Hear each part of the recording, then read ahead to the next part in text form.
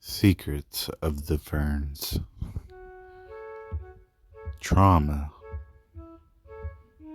Chapter 7.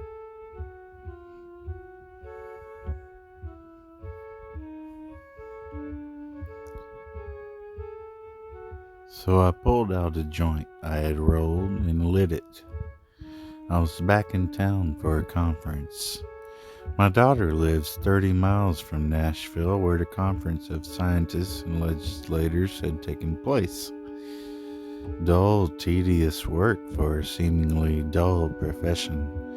I wasn't about to tell the man in black he was crazy for all of his wild stories, because I was high as hell, and they entertained me. Plus, the hostel was already booked for the coming months, and I need not cause any stir to folks in these close quarters.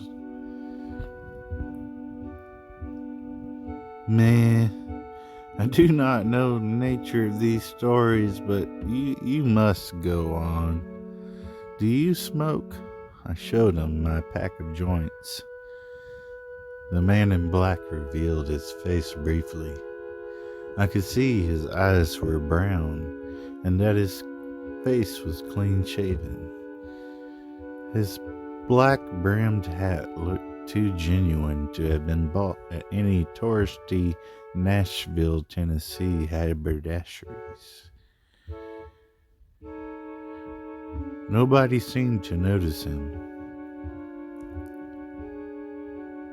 I have tried cannabis before and enjoyed it, but it always puts me right to sleep.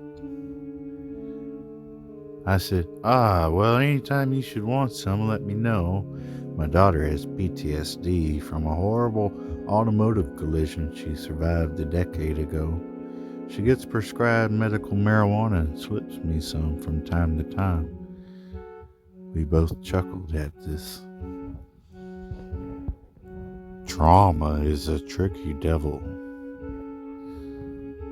The man's face became obscured by shadows when he added, I will tell you about trauma.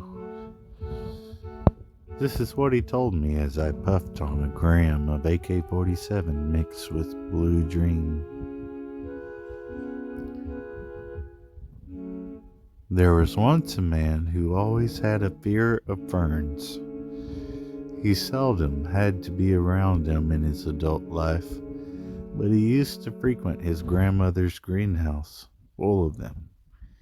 He read French folk tales about the secrets of the ferns, how their roots spelled out ancient runes which revealed knowledge of the human soul.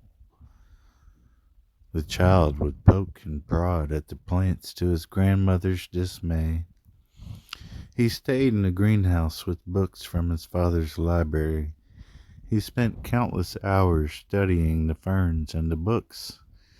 Having been a victim of unspeakable abuse from his stepmother, he stayed in these areas because she would not be there.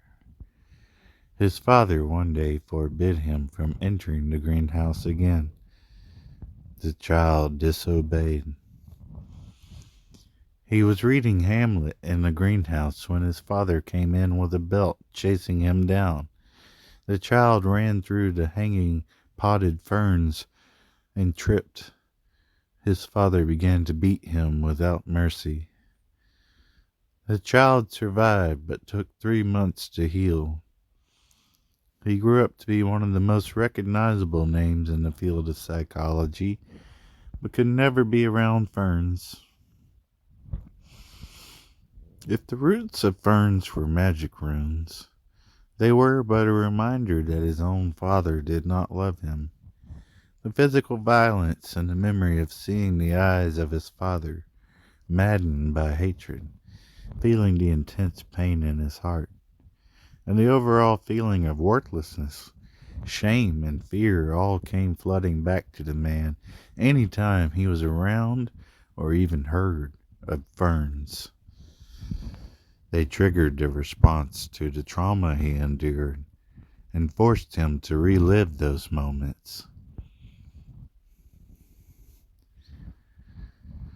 The man in black went on to explain how trauma affects one physically, not just emotionally or mentally.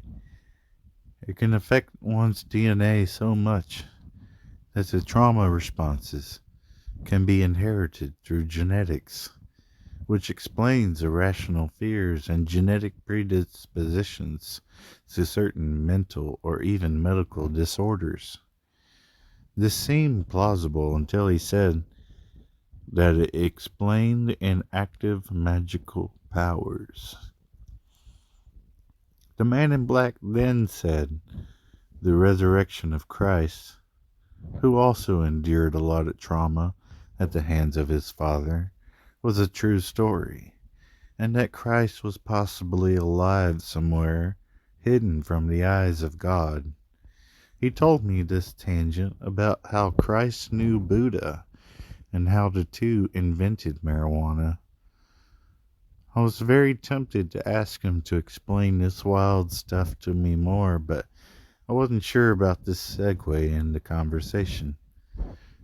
I, for one, am an atheist, and have been dealing with Christian nationalists at the conference all week.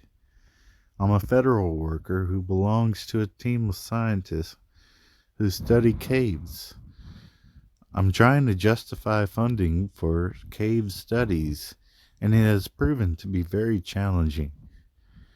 Our department has been trying to get funding so we can build more artificially intelligent microbots that will help me and my colleagues study the largest cave system in the world. What better place to meet those greedy, snotty politicians other than Tennessee? It has a Christian nationalist base and leadership, but Tennessee is home to the most caves in the United States. I was glad the man in black told me of his theological fantasies, and I was tempted to vent to him about these odd fundamentalist folks and possibly drift into one of my tired political rants. There was very little chance that he would be anti-science necessarily, but I didn't want to risk theological debate. The man in black retired for the night as I finished my cider, starting to feel sleepy from all the smoking. I knew the man in black would return and tell me more stories, so I bussed my dishes and went to my room to sleep. For a while I thought about the story of the evil man who reincarnated into a good person who had to somehow win Satan's approval. It seemed to me that the man in black believed in reincarnation and was possibly a Christian. Maybe he's just a weird nut job who's prone to tell you anything. However, that assessment did not sit with me well, as his stories seemed so heartfelt, and maybe this was just a creative fellow. I wondered about how he knew about this hostel, seemingly more than the owners did. It was established as a hostel 100 years ago, but before that, it had been a poor farm, a commune, then a privately owned asylum.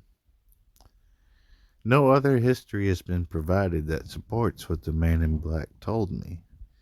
It was interesting to ponder these things, but I realized that the marijuana I smoked made me overthink things again, so I turned off my lamp and dozed off to sleep.